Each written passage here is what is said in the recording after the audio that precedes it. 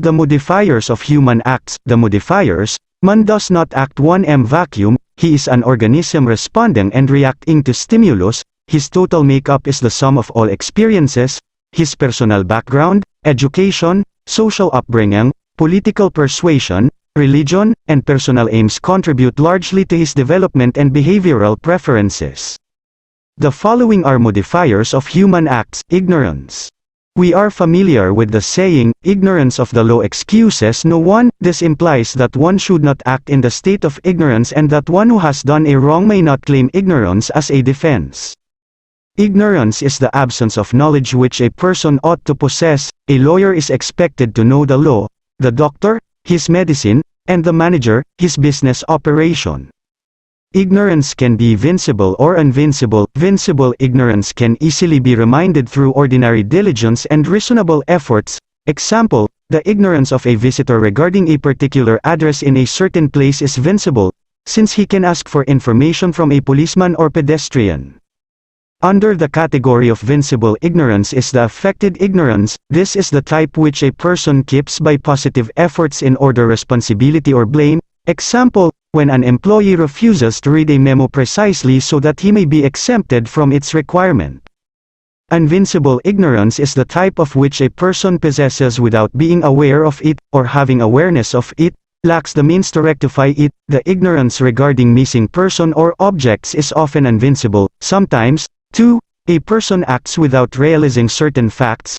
Example, a cook might be unaware that the food he is serving is contaminated. Principles. Isa. Invincible ignorance renders an act involuntary. 2. Vincible ignorance does not destroy but lessens the voluntariness and the corresponding accountability over the act. 3. Affected ignorance, though it decreases voluntariness, increases the accountability over the resultant act. 2. Passions or concupiscence are psychic responses. As such, they are neither moral or immoral. However, man is bound to regulate his emotions and submit them to control of reason. Are either tendencies towards desirable objects, positive emotion, or tendencies away from undesirable, negative emotion, or harmful things. The positive emotions include love, desire, delight, hope and bravery. The negative emotions include hatred, horror, sadness, despair, fear and anger. Passions are either antecedent or consequent. Antecedent are those that precede an act. It may happen that a person is emotionally aroused to perform an act. Antecedent passions predispose a person to act. Thus, love may induce one to make numerous and lengthy phone calls to his sweetheart, or to plot the murder of a rival. 3. Fear is the disturbance of the mind of a person who is confronted by an impending danger or harm to himself or loved ones. Distinction is made however between an act done with fear and an act done out or because of fear. Fear is an instinct for self-preservation. We even fear new experiences or situations such as embarking on a long journey, being alone in a strange place, or being asked to speak before a group of people, but doing something out of fear, or because of it, is entirely different. Here, fear becomes a positive force compelling a person to act without careful deliberation. The child reads book out of fear of the mother, the employee volunteers to go to work overtime out of fear of being fired by the boss, a friend stops smoking out of fear of contracting cancer.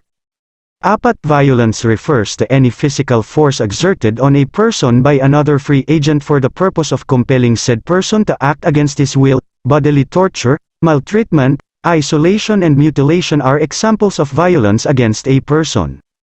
5. Habit as defined by Glenn, is lasting readiness and facility, born of frequently repeated acts, for acting in a certain manner.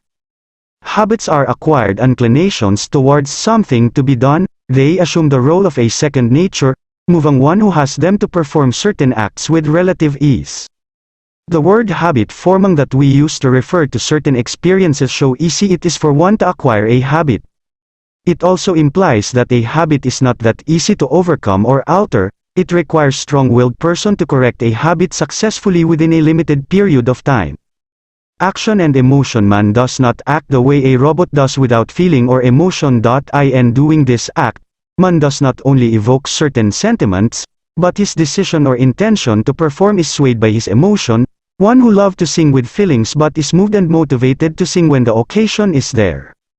Emotions are generally instinctive in origin, neither the degree of their intensity, clarity, or awareness makes them human acts to be judged as good or evil.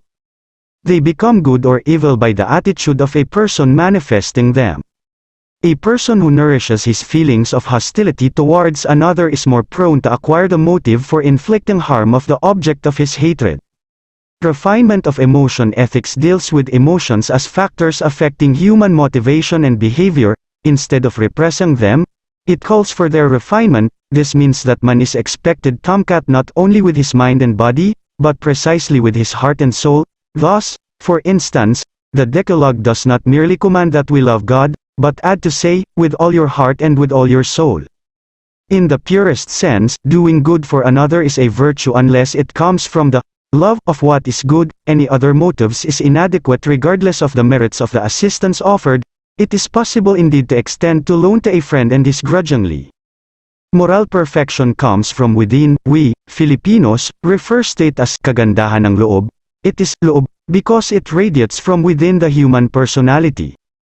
Refinement of emotion ethics deals with emotions as factors affecting human motivation and behavior. Instead of repressing them, it calls for their refinement. This means that man is expected tomcat not only with his mind and body, but precisely with his heart and soul. Thus, for instance, the Decalogue does not merely command that we love God, but add to say, with all your heart and with all your soul.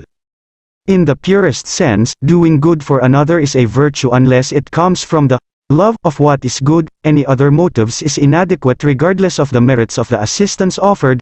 It is possible indeed to extend to loan to a friend and disgrudgingly. Moral perfection comes from within. We, Filipinos, refer state as kagandahan ng loob. It is loob because it radiates from within the human personality.